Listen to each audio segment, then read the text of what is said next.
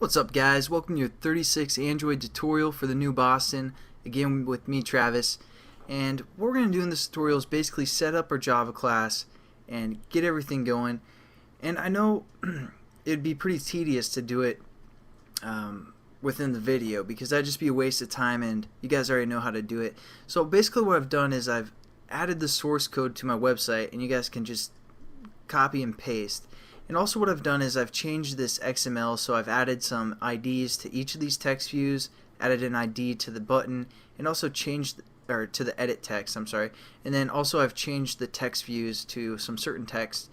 So what I want you guys to do first is create our new class by right-clicking on our package name, and then new class. And you guys have to call this class, if you haven't been following along in the previous examples, you want to follow this one exactly because we're just going to copy and paste the code. So type this one as email with a capital E, hit OK. And we're just going to get this email class set up real quick. So what we want to do first is, if my computer will load here, what we're going to do is open up our menu class and change the example 3 to email, again to match your class name. We also need to set up in the manifest. I know I said I want to show you guys that again, but since this is just a tutorial where I'm going to walk you through the code that I've already set up, might as well walk you through manifest again. So we're just going to copy and paste this last activity called text play and change it to email, so the manifest realizes our email class. Save that, and then open up your email XML, go into the source code, and we're just going to copy and paste. So again, my website is mybringback.com. Once you guys go there, go to the tutorial section, and as that loads, over here on the left side under the Android, there should be the new Boston Android series. Click on that, and you guys have the XML and the Java for this tutorial, because again, it's not too important. So click the XML, grab that, and copy it all, and then paste it into your XML here. If you guys get an error, like if you save it after you got done copying and pasting, basically you're going to get error like this if this line is not on your first line of code. So make sure there's no spaces above that first line, and then just save it, and it should get rid of that error. Now within the open up your email Java class, and what we're going to do is delete the public class here because that's what I've included. You guys want to keep your package name, and then we're going to go back to where I said the tutorial section on my website and click the email.java, and again grab everything that's available here.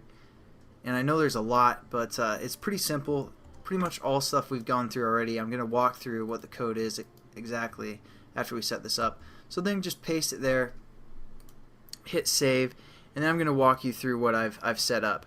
So basically what I've set up is all of our edit text, because we had 6 edit texts within our XML file. I just kind of added some reference to those. We also created 6 strings. Basically the string is going to be getting the text from our edit text and converting it to a string for the most part, and then it's set to a string variable. And we also labeled a button, since we have a button within our application, that's going to send an email. So then we go to the onCreate method. It sets the content view to that XML layout called email that we set up, and then it initializes the variables. So we created a new method like I showed you guys in the last tutorial called initialized variables. Set that up, and basically adds a reference or a bridge over to the XML like we always do. That's all that method's going to do. Pretty simple. And then basically we also implemented the onClick listener, so that's going to add the onClick method right here. And then so we set our button up equal to that onClick listener that we implemented. So what that onClick listener is going to do, because now it's going to shoot down to that onClick listen method, what that's going to do is going to I also created this method to basically grab all the text from the edit views and convert it to the string variables we set up. So it's going to do this method called convert edit text variables into strings, and yes, this is a method we created.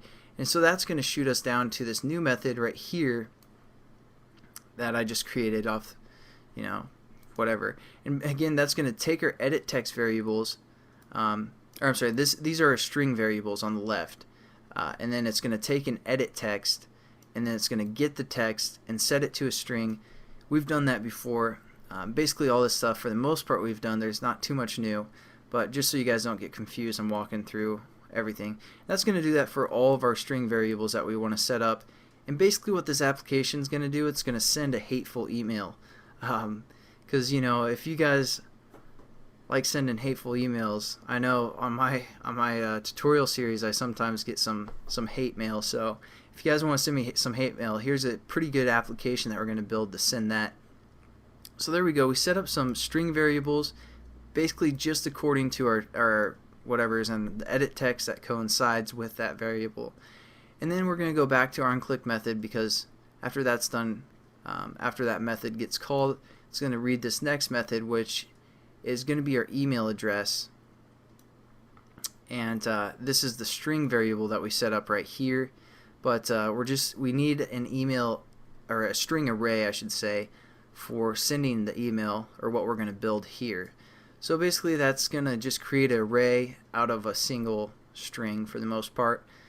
Again, you guys should be kind of familiar with that as well. And then within this onClick method, it's also going to create a message. So it's going to say, well, hello, and then it's going to take the variable, which is a string variable we set up here according to the edit text. And so it's going to say like, hello Travis, or whatever that is. And then that's, again, this is stuff that we've done before, not too difficult, but it's just going to say, well, hello in text, and then say plus, and then a variable, plus within quotations, so some more text, plus another variable, string variable that we set up, plus, etc. And again, this is all just basically one line of code, so we have to finish off our statement right here.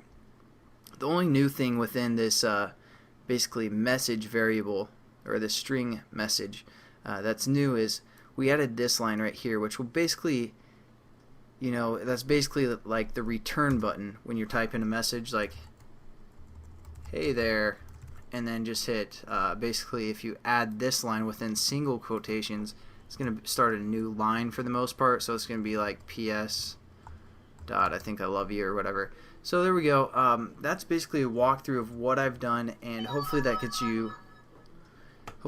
you set up.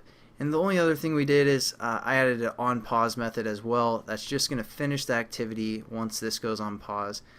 So hopefully you guys kind of understand what this Java class is.